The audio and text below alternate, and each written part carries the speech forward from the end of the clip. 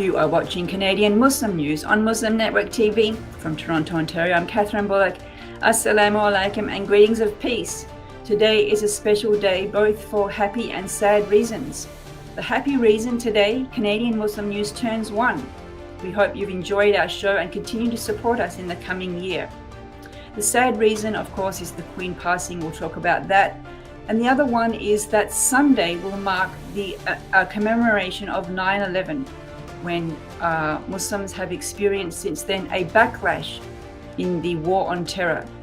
What happened to young Muslims who have come of age during this backlash? We will talk to Professor ZINE about her book that focuses on their experiences of collective trauma called Under Siege. But first, some news headlines.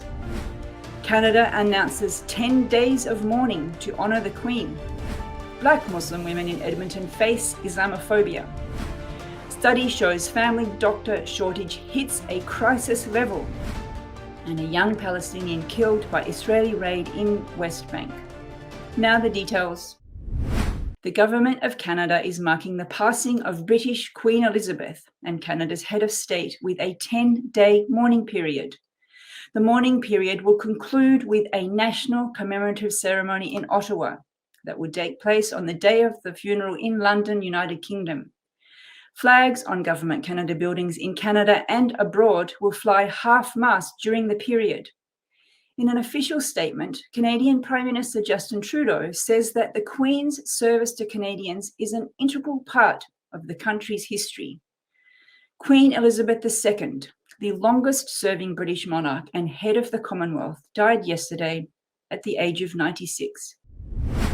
The Senate Committee on Human Rights held Thursday a meeting with Black Muslim women in Edmonton on how they are impacted by rising Islamophobia in the region. Dunia Noor, president of the African Canadian Civic Engagement Council, has told the senators that Black Muslim women face Islamophobia, anti-Black racism, Afrophobia, and gender-based discrimination.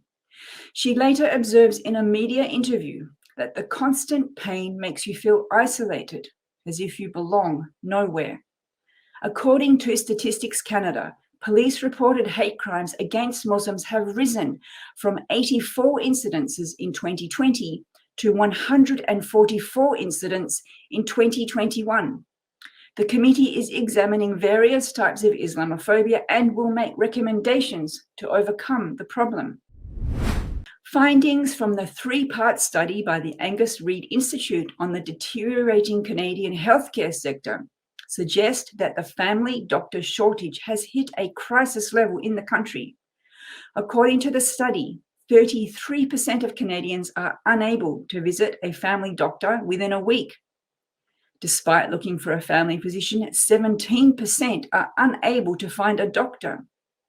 Only 14% of Canadians confirmed having a doctor and were able to get appointments on time. 1 in 3 Canadians report searching for a doctor for more than a year, while 3 in 10 say they have stopped looking entirely. A Palestinian was shot dead in an Israeli military raid in the occupied West Bank on Wednesday, states the Palestinian Ministry of Health. Israeli forces raided Al-Farah refugee camp south of Tuba City, triggering clashes with residents. Eyewitnesses report that Israeli soldiers used live fire and tear gas canisters to disperse angry Palestinians. A 21-year-old died during the raid due to an Israeli shot to his heart. A Palestinian media source reports that Israeli forces detained 2 Palestinians before leaving the area. The Israeli army frequently carries out wide-ranging arrest campaigns across the occupied West Bank and East Jerusalem on the pretext of searching for wanted Palestinians. And that's it for the news. This coming Sunday will be the 21st anniversary of the 9/11 attacks on the Twin Towers of the World Trade Center in New York. Some of us remember a before and after 9/11. Others of us remember it only dimly or not at all.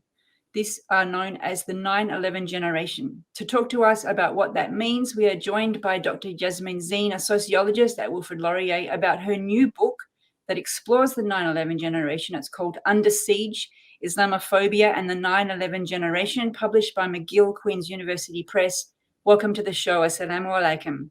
Walaikum salam. Thank you for having me. Thank you very much for joining us.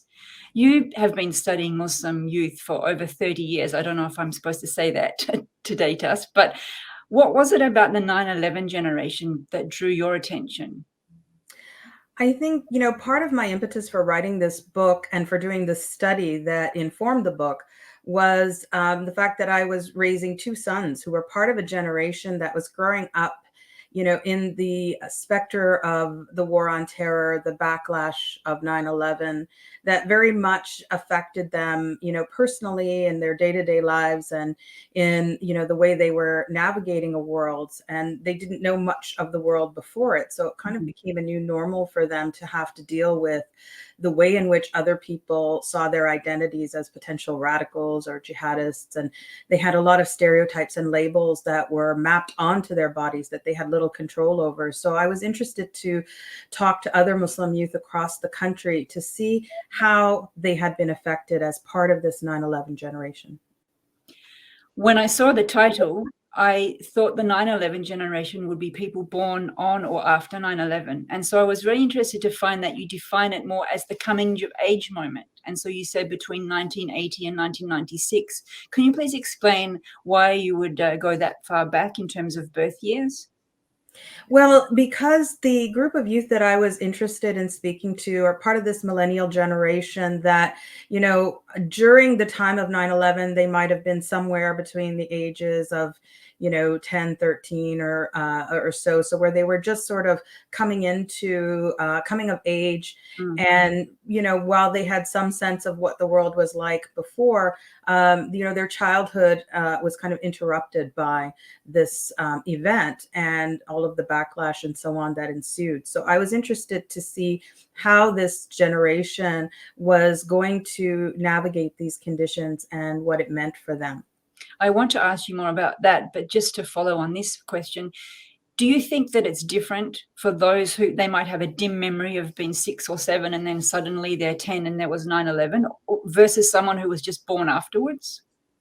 Well, I think if they were born just around that date of 9/11, 2001, they would, also have to deal with a lot of these conditions. But at the same time, there's something about, sitting in school and watching the Twin Towers fall and having, the teachers and classmates turn and look at you and expect you to count for what happened, right? So there was something in that moment, or I remember my kids were in Islamic school and, when the Twin Towers fell, we quickly went to remove them because the school was, part of a mosque, and we knew that there was going to be threats and reprisals and so on, even before we knew who was responsible. And so they grew up, understanding and having to live through those particular challenges. So I think there's something unique about that generation.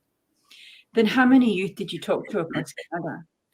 About 130 youth, and that also involved youth workers and religious leaders who, were important interlocutors in this discussion and helping to make sense of the experiences that Muslim youth had to navigate during this time. So this is a short interview, but one or two findings from the interviews. What stands out most to you? I think the question of surveillance that Muslim youth experience and how that became internalized was particularly, salient for me in the kind of conversations that we had and the experiences of youth. And, it also hit home with my son, who was elected as president of the Muslim Student Association at his university. And the very next day, got a phone call from CSIS, and so the surveillance of Muslim youth organizations, we've seen CSIS and the RCMP, knocking on their doors, coming into campuses and wanting to speak to Muslim student associations. There was an embedded assumption that these groups would become, hotbeds of radicalization and so on. And that kind of surveillance became internalized, where a lot of youth talked about how they then became very self-surveilling and monitored their own actions and behaviors, everything from wanting to show yourself in a more positive light in the public, smiling more, giving up your seat on a subway, that sort of thing, so that they could counter the negative perceptions about Islam and Muslims, to student organizations telling me that they would often say that 9/11 didn't affect them, but when you would ask them questions about, well, what are your student groups doing, they would say things like, well, we wanted to play paintball up north, but we didn't want to be seen as a terrorist cell. Right. Or we wanted, we don't play violent video games in public because we don't want people to think we're planning an attack. Right. But 9/11 didn't affect them, according to them, right? So it became very normalized into, how they navigated the world as a result of that. The last chapter of your book is about counter publics and the art, and basically the youth writing back. Can you talk to us about that? It was very important for me to not end this book on a note where Muslim youth seem, sort of victims of a situation that they had no hand in producing. At the same time, Muslim youth have been actively resisting their marginality and, the different sites of oppression that they face, both as racialized and religiously marginalized youth. And they've been using the arts as a vehicle to do that through spoken word poetry, through theater, through comedy, and so I wanted to showcase some of the artists who are part of this Muslim counter public space, where they are speaking back and to the way that their identities have been cast. And they are the storytellers who are offering a different narrative, which I think is incredibly important right now in the climate of Islamophobia that we are dealing with. Are you able to remember one particular story or art piece that really captures this for you? I think that all of the artists were doing tremendous work, and the arts have an opportunity to reach people on a level, that, say, my book can't, right? Because it is not always accessible to everyone. But you can listen to a spoken word poem and you can really feel and, in a visceral way, the experience someone is communicating. Or on the other hand, I interviewed someone who started a Israeli Palestinian comedy troupe.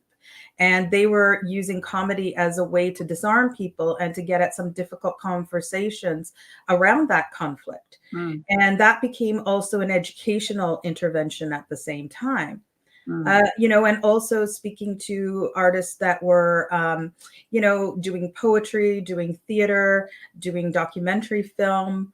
And so I think all of those are important avenues for communicating a counter narrative to the way that Muslim youth identities have been overly sensationalized and stereotyped. In the interviews, did the artists talk to you about pushback from their families? We know that families don't encourage Muslim youth in general to go into the arts. It's, doctor or engineering or something. Yeah. Did they talk to you about that? Were they also pushing back on family pressure? I think one of them in particular talked about how, it wasn't the dream of her parents that she would become, a comedian, and rather than following one of those more traditional avenues. But in the end, I think, they did have support, but you're right. It is so limited in our communities to support the arts and to support youth who want to have careers in the arts. And so I think it's an important message that they really have a prominent role to play in helping us to, talk about the Muslim presence in Canada in a different way, and to, reclaim the stage and help dismantle a lot of the negative stereotypes that continue to underwrite Islamophobic violence and discrimination. So it's a really vital role. Well, we're out of time, but thank you very much for coming and just giving us these little snippets of your research and your findings and insights. Thank you very much for joining us. Thank you for having me. Thank you for watching. If you like what we do, please share, like, and subscribe. Stay safe and God bless.